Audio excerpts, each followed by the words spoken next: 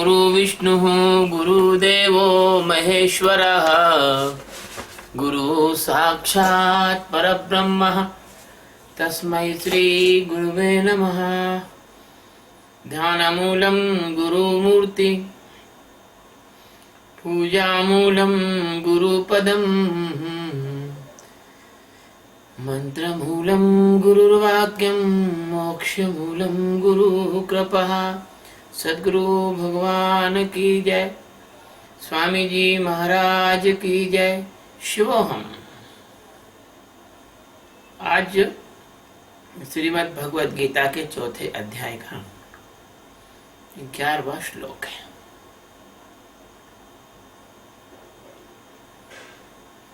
श्लोक कहता है, ये यथा मां प्रपद्यन्ते तांस्तथैव भजामहम् मम वर्तमानुवर्तन्ते मनुष्या पार्थ सर्वशः। ये यथा मां प्रपद्यन्ते तान तथा एव भजाम अहम् मम वर्तम अनुवर्तन्ते मनुष्याः पार्थ सर्वशः। ये का मतलब होता है, जो भक्त यथा यानी जिस प्रकार माम यानी मुझे प्रपद्यन्ते यानी भजते हैं, तान यानी उनको, तथा एव यानी उसी प्रकार, भजामि यानी भजता हूँ, अहम यानी मैं भी, मम यानी मेरे ही, वर्तम यानी मार्ग का, अनुवर्तन्ते यानी अनुसरण करते हैं, मनुष्य यानी सभी मनुष्य, पार्थ यानी है अर्जुन, सर्वशः यानी सब प्रकार से। तो भगवान कहते हैं इसमें कि हे अर्जुन, जो मुझे जिस प्रकार से भजते हैं मैं भी उन्हें उसी प्रकार से भजता हूं, क्योंकि सभी मनुष्य सब प्रकार से मेरे ही मार्ग का अनुसरण करते हैं। सद्गुरु सच्चिदानंद परमात्मा भगवान श्री कृष्ण, जो कि अनंत कोटि निहारिकाओं के एकमात्र स्वामी हैं, अर्जुन के माध्यम से आपसे कह रहे हैं, ये आपसे कह रहे हैं कि जो भक्त कौन? जिसने मुझे जानने के लिए, मुझे पाने के लिए, मुझ में समाने के लिए सब कुछ दांव पर लगा दिया है।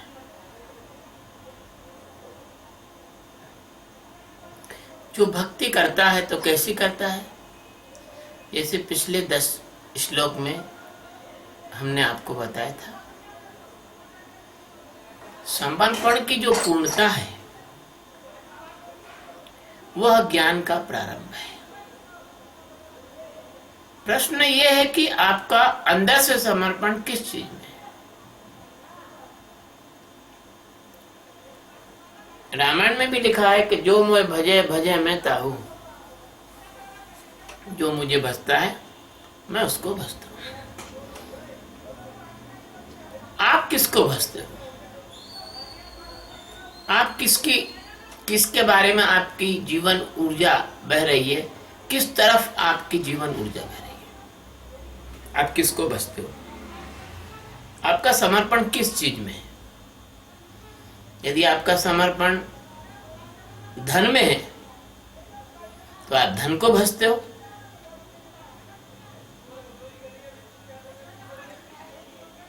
यदि आपका समर्पण पत्नी में है, आप पत्नी को भजते हो।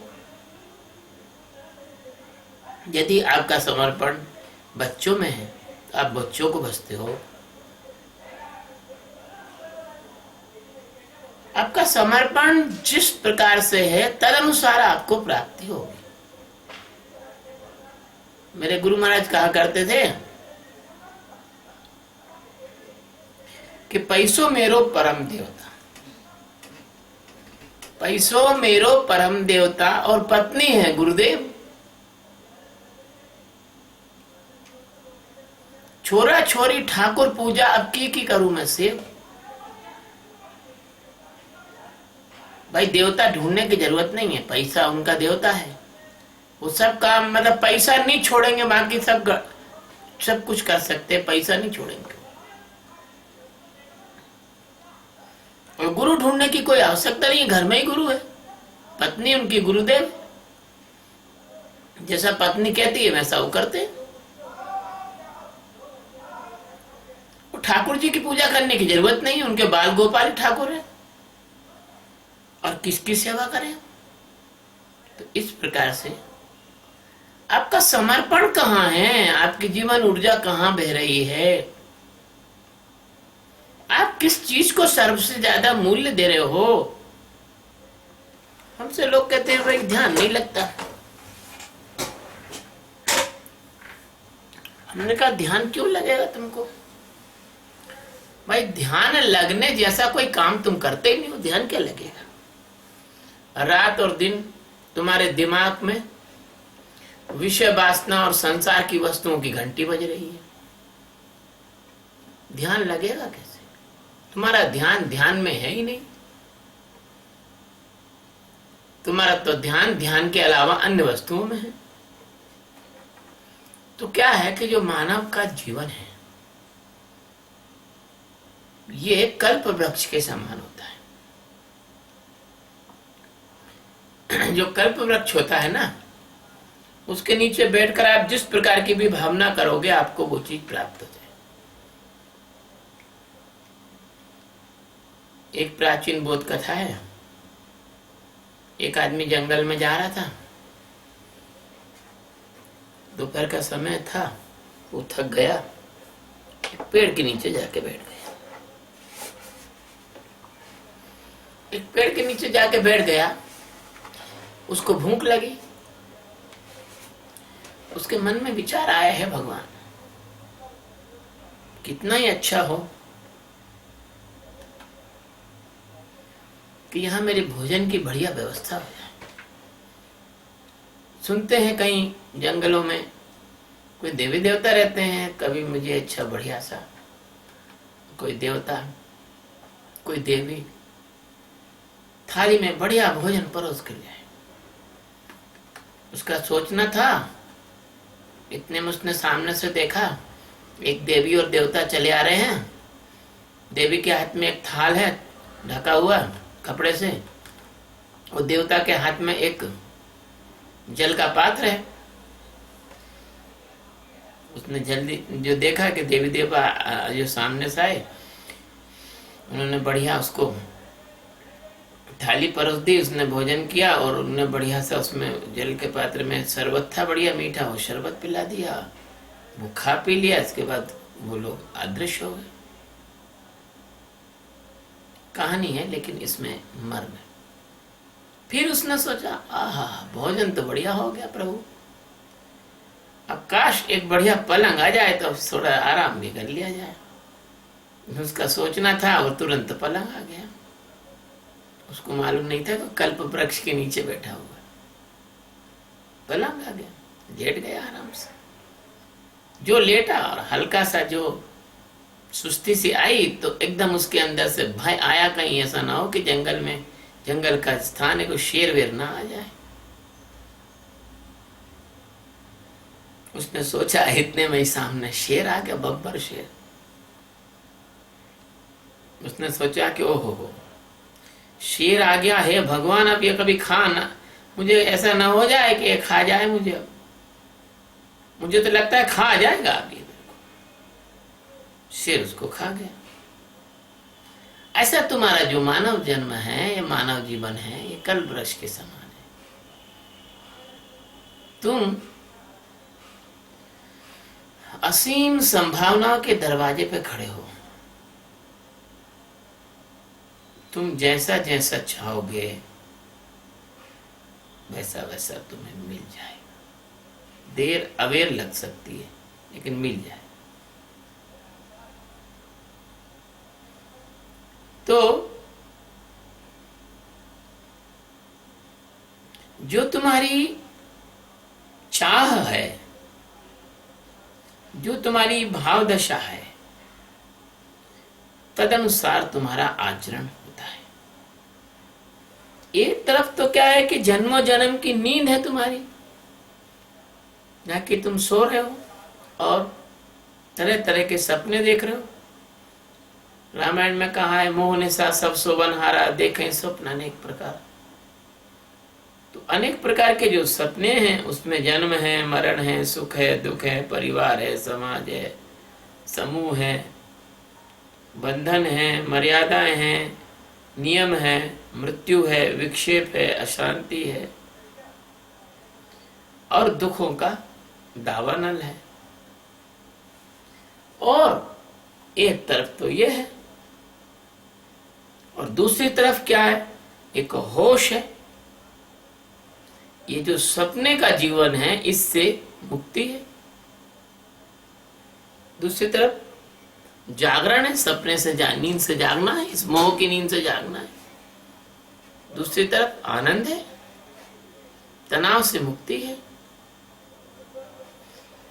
इस प्रकार से जो पुरुष है वो महापुरुष बन सकता है, दूसरी तरफ नर से नारायण हो सकता है, अंतिम सत्य को प्राप्त कर सकता है, बुद्धत्व को प्राप्त कर सकता है, आनंद का सिंधु हो सकता है। अब जिसकी जो मर्जी हो वो चुन लो, क्योंकि कल्प वृक्ष है जीवन। चाहो तो परमात्मा को चुन लो और चाहो तो इस नींद को चुन लो। क्योंकि यदि तुम परमात्मा को चुनोगे तो फिर तुम्हें सब कुछ मिल जाएगा। तो ये तो स्वतंत्रता दी है भगवान ने चुनाव की, जिसे चाहो चुन सकते हो।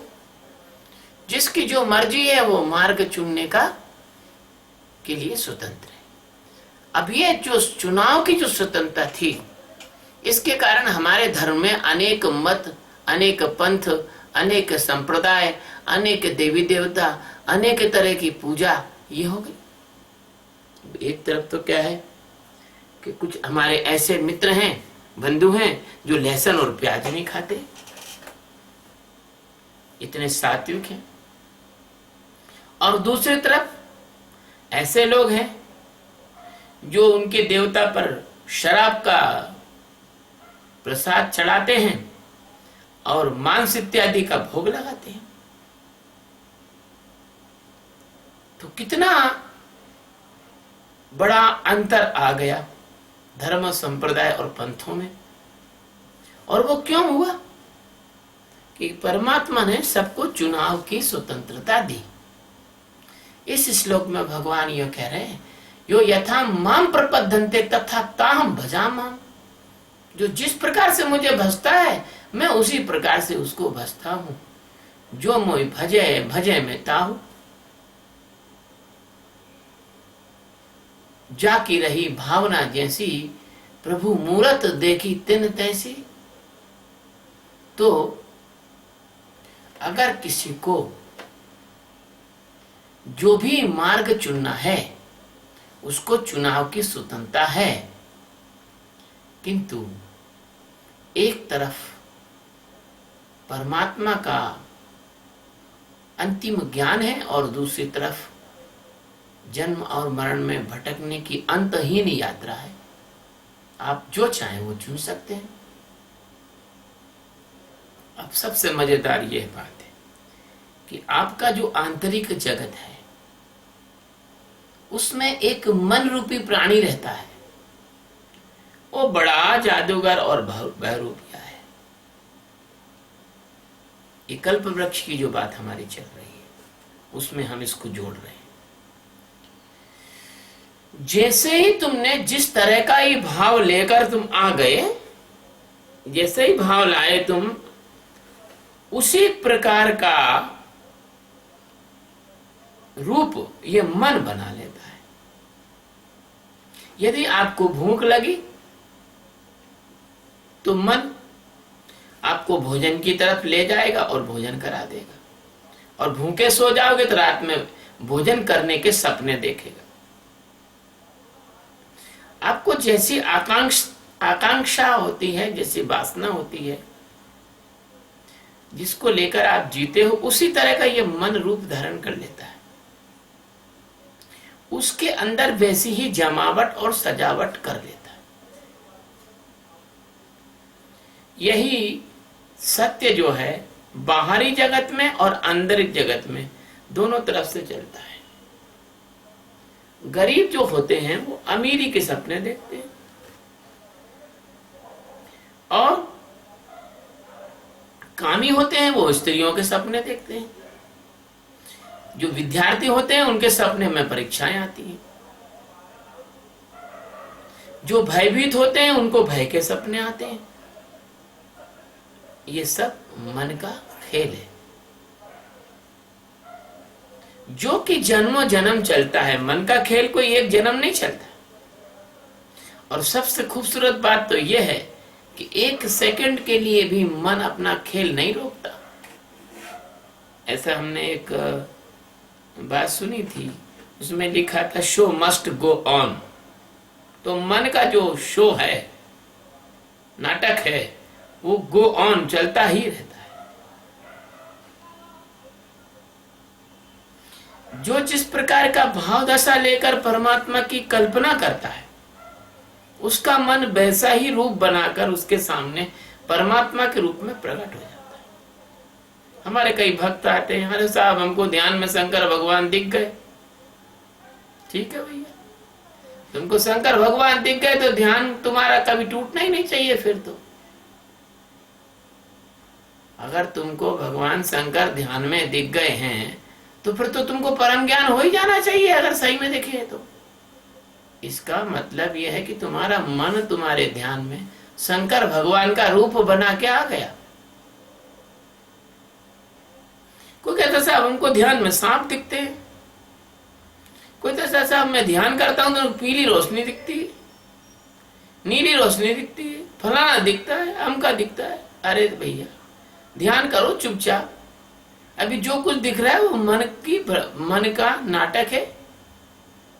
अब जो ढोंगी गुरु होते हैं वो क्या करते हैं, जिज्ञासु को कुछ दिखता है, ओहो तुझे तो बहुत ही अच्छा दिख रहा है बेटा, तेरी तो बहुत अच्छी साधना चल रही है, चल तू एक काम कर, इतना इतना ये पूजा मैं तेरी और कर देता हूं तो तेरा ठीक निर्मलता आ जाएगी, किसी न किसी बहाने से।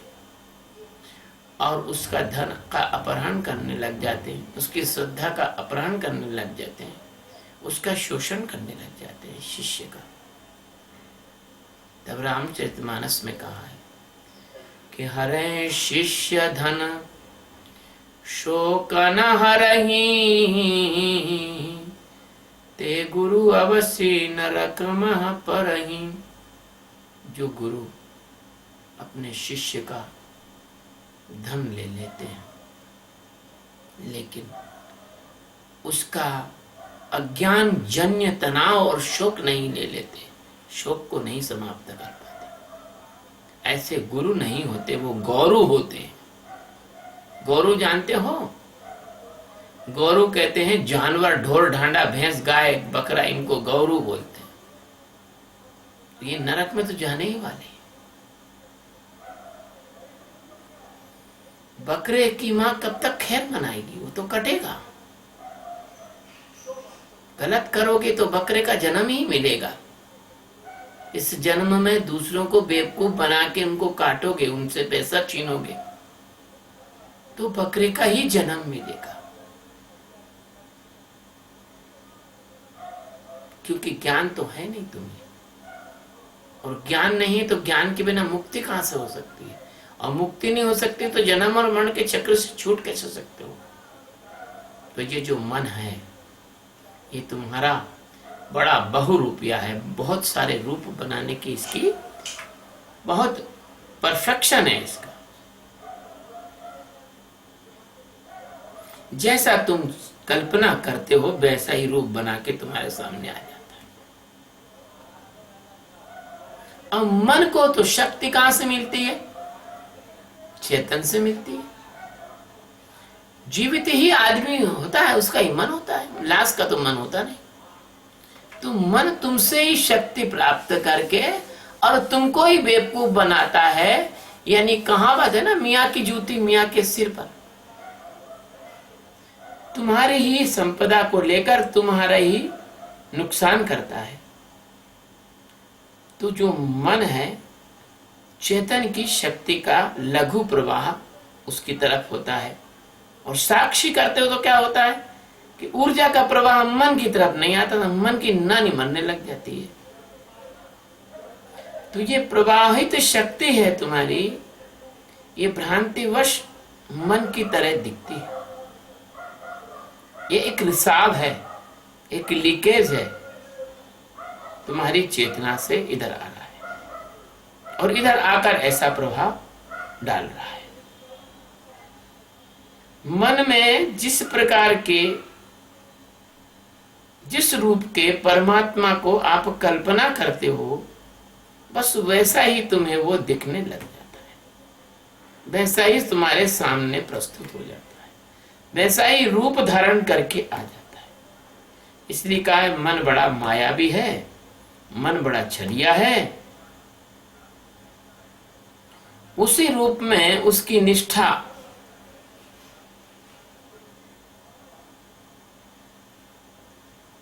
परमात्मा दृढ़ कर देते हैं। क्यों? कि चुनाव तो आपका है, तो परमात्मा ने आपको चुनाव की स्वतंत्रता दी है। तो तुम जिस भगवान को, जिस देवी को, जिस देवता को मानते हो, जिसके सामने भी तुम रोते हो, गिड़गिड़ाते हो, प्रार्थनाएं करते हो, तुम नहीं जानते कि वो देवी देवता कोई है नहीं। उसकी सारी प्रार्थना की, तुम्हारी की हुई जो सारी प्रार्थना है, वो केवल और केवल सच्चिदानंद परमात्मा सुनते हैं। और जब वो सुनते हैं तो फिर तुम्हारी प्रार्थनाओं में कभी कभी कोई बल होता है, प्राण होते हैं, प्रेम होता है, वो प्रार्थना तुम्हारी पूरी हो जाती है। तुम सोचते हो क्या मेरी प्रार्थना फला देवी देवता ने पूरी करी, फला बाबा ने पूरी करी, कृपा उधर से बरस गई, कृपा वहां रुक रही थी। ये तुम्हारी भ्रांति है। वो जो सच्चिदानंद परमात्मा है, जो सबका आधार है, अधिष्ठान है, सब ही तुम्हारी सारी कल्पना उसी के कारण, उसकी और उसी को ना जानने के कारण तुम इन देवी देवताओं को माने बैठे हो। तो वो पूरी कोई कोई होती, लेकिन कोई बिरला जिज्ञासु होता है जो केवल परमात्मा की खोज में रहता है और परमात्मा को पाने के लिए प्रयासरत रहता है। तो तुम्हारे अंदर की ईमानदारी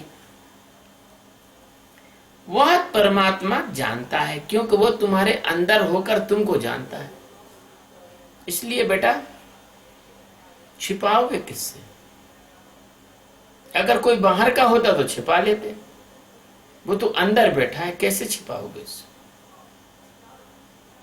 तो फिर जो ईमानदारी और सच्चाई से केवल परमात्मा को चाहता है कि जिनहि न चाहिए कछुक कभी, तुम सन सहज स्नेहु, रामचंद्र तिनके हृदय, बसहु बसई जही गेहु। भगवान जो अंदर बसते हैं, निवास करते हैं, बाहर भी हैं, अंदर भी हैं, तो वो जान लेते हैं कि यार ये आदमी बिल्कुल सही मुझे ही चाहता है और कुछ नहीं चाहता। जैसे कहते हैं कि जहीं कर जहीं पर सत्य स्नेहु, सोते हैं मिलय न कछु संदेहु। जिसका जिस पर सच्चा प्रेम होता है वह उसको जरूर मिल जाता है। जैसे भगवान में जिसका प्रेम होता है, भगवान फिर क्या करते हैं? अब भगवान तो ऐसा नहीं है कि तुम्हारे सामने आके धड़ाक से प्रकट हो जाएंगे, क्योंकि भगवान जो है कोई आदमी नहीं है, भगवान कोई व्यक्ति नहीं है, कोई पुरुष या स्त्री नहीं है। भगवान तो एक मौजूदगी है, भगवान तो एक होना है, भगवान तो कण कण में समाये हुए हैं। तो फिर क्या भगवान अपने को जनवाने के लिए,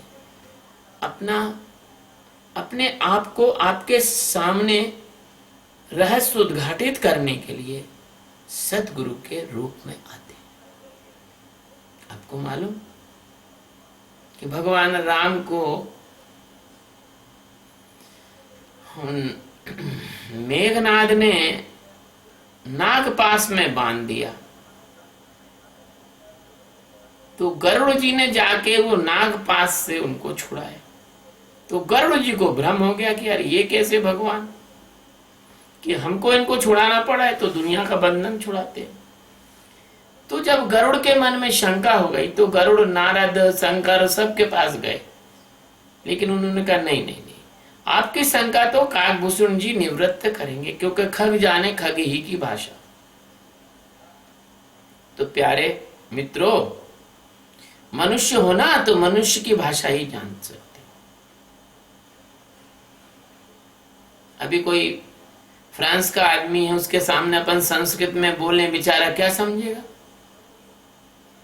इटालियन आदमी है, उसके सामने अपन अरबी में बोले, बेचारा क्या समझेगा?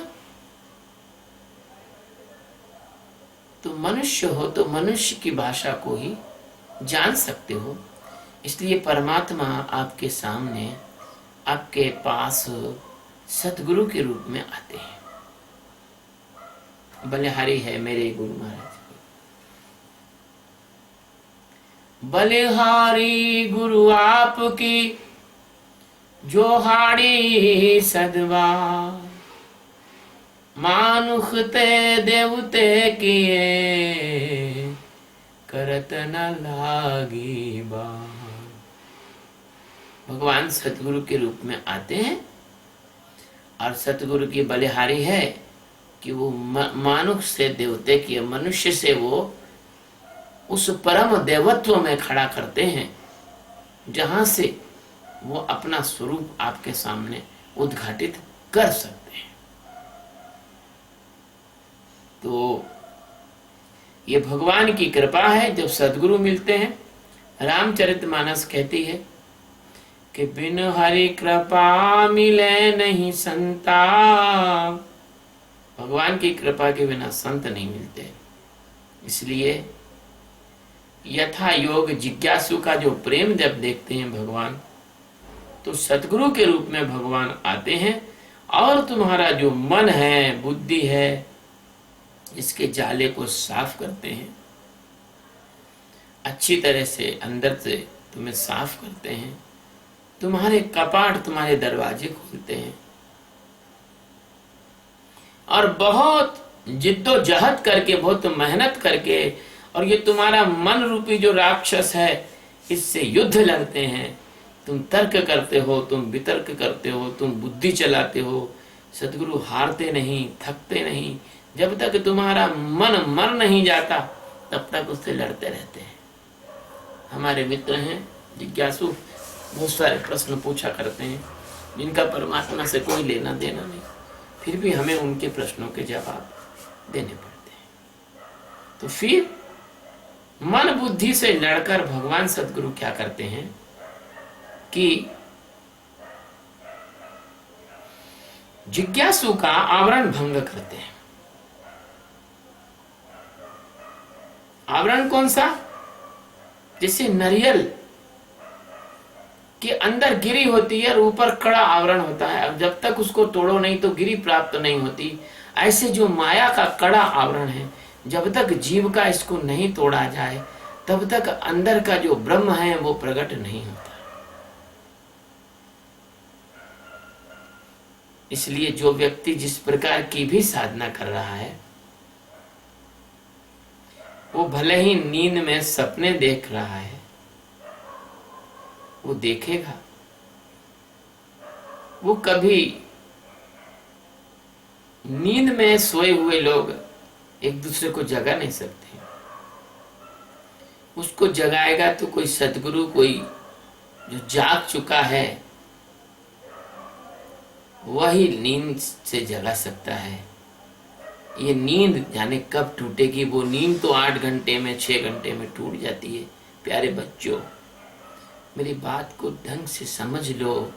ये जन्म और मरण की जो नींद है प्यारे बच्चों, ये नहीं टूटती बिना सदगुरु के। और जो जागने और जानने की जो कला है, यह जो शॉर्टकट है, ये जो ध्यान का मार्ग है, कोई और मार्ग चाहे कैसा भी हो, इस मार्ग का मुकाबला नहीं कर सकता। दूसरे सारे मार्ग बेटा भूल भुलैया हैं, कभी उससे पहुंच ना पाओगे। इसलिए जो अनेकों मार्ग हैं, यज्ञ जप तप कर्म कांड, दुनिया भर के जो साधना मार्ग हैं, उन मार्गों में आदमी भटक भटक कर पूरा जन्म नष्ट करके चला जाता है और यह भ्रांति लेता है कि मैंने कुछ पुण्य कर लिया। कुछ भी नहीं। नींद में तुम कैसा भी सपना देख लो, अच्छा या बुरा, नींद में सपना मिथ्या ही होगा। जैसा सपना नींद का, ऐसा है संसार। तो जो भटकाव और बाधाओं से भरे जो मार्ग हैं, जो चक्करदार मार्ग हैं, जो भूल भुलैया के मार्ग हैं, वाम मार्ग जैसे, तंत्र मार्ग जैसे, है ना, जो कई धर्म पंथ और संप्रदाय हैं, उसमें आखिर का जो पड़ाव होगा वो यही होगा कि मजबूर होकर आदमी को किसी ब्रह्मवेत्ता सदगुरु से दीक्षा लेकर और यही मार्ग अपनाना पड़ेगा। क्योंकि महाजना एन गता स पंथा, यही वह पंथ है, यही वह मार्ग है, यही वह रास्ता है जिसको अपनाकर तुम परमात्मा की शरण में आ सकते हो, परमात्मा में निमज्जित हो सकते हो। क्योंकि यह एक मेव मार्ग है और कोई मार्ग नहीं, बाकी सब कुमार्ग हैं। चाहे तो मेरी बात तुम इस जन्म में मान लो और चाहे 10-5 जन्म बाद मानना, और चाहे तुम लाखों जन्म बाद मानना तो तुमको पड़ेगी बेटा यह बात। आज नहीं मानोगे तो कल मानोगे। क्यों? कि इसके अलावा तुम्हारा कोई भी निर्वाह होता नहीं। तुम्हारा इसके अलावा कोई निर्वाह हो नहीं सकता, क्योंकि अंत में जो प्रत्येक मुक्ताकांक्षी व्यक्ति है, मुक्ताकांक्षी जीव है, उसको भगवान के इसी मार्ग का अनुसरण करना पड़ेगा। सद्गुरु भगवान की जय। स्वामी जी महाराज की जय। शिवोहम।